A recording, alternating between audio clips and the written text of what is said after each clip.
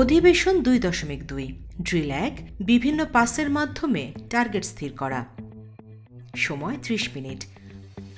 উদ্দেশ্য 1 খেলোয়াড়দের মধ্যে সমন্বয় প্রক্রিয়ার উন্নয়ন করা। 2 পজিশন গ্রহণযোগ্যতা এবং পাসিং দক্ষতা উন্নয়ন করা।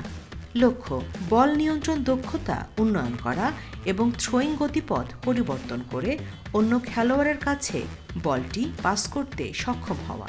উপকরণ কোন, হ্যান্ডবল ও জার্সি। নির্দেশনা অনুশীলনের জন্য একটি চতুর্ভুজ আকৃতির জায়গা চিহ্নিত করবেন। খেলোয়াড়রা দুটি দলে ভাগ হয়ে একটি আক্রমণকারী দল এবং অন্যটি রক্ষণকারী দলের ভূমিকা পালন করবে।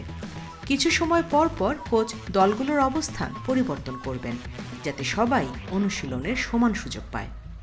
খেলার প্রক্রিয়া 2 জন খেলোয়াড় মুখোমুখি অর্থাৎ সমান্তরালে বা আড়াআড়ি দাঁড়াবে। অনুশীলনটির জন্য খেলোয়াড়রা 5 থেকে 10 মিটার দূরত্বে অবস্থান করবে। কোচের নির্দেশনা অনুযায়ী খেলোয়াড়রা বিভিন্ন পাসের অনুশীলন করবে। খেলোয়াড়রা বল গ্রহণ করবে, নিয়ন্ত্রণ করবে এবং আগের খেলোয়াড়ের কাছে বল ফেরত দেবে। ওভার আর্ম পাস আক্রমণ ভাগের খেলোয়াড় প্রথমে হাতকে কাঁধের উপরে তুলে বল ছুড়বার মতো অবস্থানে আনবে। এরপর 2 পা ফাঁক করে আড়াআড়িভাবে দাঁড়াবে। বাম পা সামান্য সামনে থাকবে এবং শরীর ডান হাতের সাথে বাইরের দিকে ঘুরবে। এ সময় বাম কাঁধ পাসের দিকে মুখ করে থাকবে এবং বাম হাত স্বাভাবিকভাবে শরীরের সামনে থাকবে। শরীরের বেশিরভাগ ওজন ডান পায়ের ওপর থাকবে। খেলোয়াড়রা বল থ্রো করার সময় প্রথমে কাঁধ, তারপর কনুই এবং সবশেষে কবজির ব্যবহার করবে। এই ধারাবাহিকতায় শরীরের ওজন ধীরে ধীরে সামনের পায়ের উপরে আসবে এবং পিছনের পা হালকা হয়ে যাবে। খেলোয়াড়রা থ্রো করার শক্তি বাড়ানোর জন্য প্রয়োজন মতো শরীরের ভারসাম্য রক্ষা করবে। হ্যান্ডবলে এই পাস বেশি ব্যবহৃত হয়। কাঁধের ওপর থেকে বল পাস করলে প্রয়োজনে তাৎক্ষণিক গোলও করা যায়।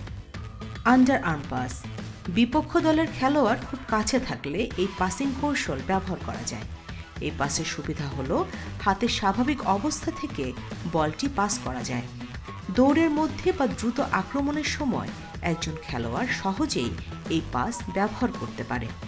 ভালো অবস্থানে বল পেলে দ্রুত নিচ থেকে শুট করা সম্ভব। আক্রমণকারী প্রথমে শরীর একটু বাঁকিয়ে কোমর উচ্চতায় বল ধরবে। এ সময় ডান বাহু সামান্য বাঁকা এবং হাতের তালু বলের বাইরের দিকে থাকবে। কবজি দিয়ে বল ধরা অবস্থায় আঙুল নিচের দিকে থাকবে। থ্রো করার সময় ঊর্ধ্ববাহু সামান্য বাঁকা করে বলকে সোজা পেতে সাহায্য করবে। খেলোয়াড়রা কবজির ঝটকা ব্যবহার করে বল কোথায় এবং কত জোরে থ্রো করবে তা নিশ্চিত করবে। কোমর উচ্চতা থেকে পাস শেষ করার পর কবজি এবং ঊর্ধ্ববাহু দ্রুত স্বাভাবিক অবস্থায় ফিরে আসবে। রিস্ট পাস আক্রমণের সময় রক্ষণভাগের খেলোয়াড়রা যখন দেয়াল তৈরি করে তখন দ্রুত বল পাস করার জন্য রিস্ট পাস কার্যকর কৌশল। খেলোয়াড়রা প্রথমে বল ধরে প্রাথমিক অবস্থানে দাঁড়াবে। এরপর থ্রোয়িং হাতকে ঘড়ির কাঁটার বিপরীত দিকে ঘুরিয়ে থ্রো করার উচ্চতায় নেবে এবং হাতের কনুই যেদিকে থ্রো করা হবে সেদিকে রাখবে। এখন হাত প্রসারিত করে হাতের তালু বাইরের দিকে এনে বল যেদিকে টার্গেট করবে সেদিকে ঠেলে দেবে। ব্যাক পাস খেলোয়াড়রা আড়াআড়িভাবে 2 পা ফাঁক করে শরীর বাইরের দিকে ঘুরিয়ে দাঁড়াবে। যে হাতে থ্রো করবে সে হাত একটু নিচে রাখবে। এরপর বল সহ সে হাতকে ঘড়ির কাঁটার বিপরীত দিকে ঘুরিয়ে শরীরের পেছনে নিয়ে আসবে। তখন হাতের উপরের অংশ শরীরের কাছে থাকবে এবং কনুই সামান্য ভাঁজ করে রিস্টের সাহায্যে পাস দিবে।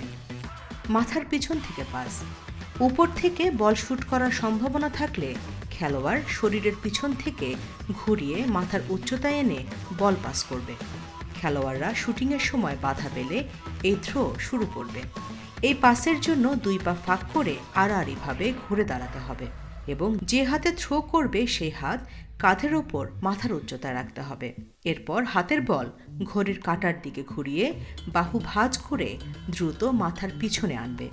বাহু ও রিস্ট একে অপরের দিকে নিচু করবে এবং আঙুল দিয়ে বলকে নির্দিষ্ট দিকে ছুড়বে।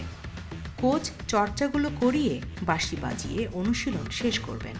প্রতিফলন কোচ গাইডলাইনে দেয়া প্রথম প্রতিফলন অনুসরণ করে আলোচনা করবেন। দ্বিতীয় ধাপে খেলার প্রক্রিয়া। সকল খেলোয়াড় যেন একই খেলোয়াড়ের কাছে বল পাস না করে তা নিশ্চিত করার জন্য নিজেরা যোগাযোগ করবে। অনুশীলনটি যাতে ভালোভাবে চলতে থাকে সেজন্য কোচ প্রয়োজন অনুসারে কিছু রদবদল করে অনুশীলন করাবেন। প্রতিফলনে কোচ গাইডলাইনে দেয়া দ্বিতীয় প্রতিফলন অনুসরণ করে আলোচনা শেষ করবেন।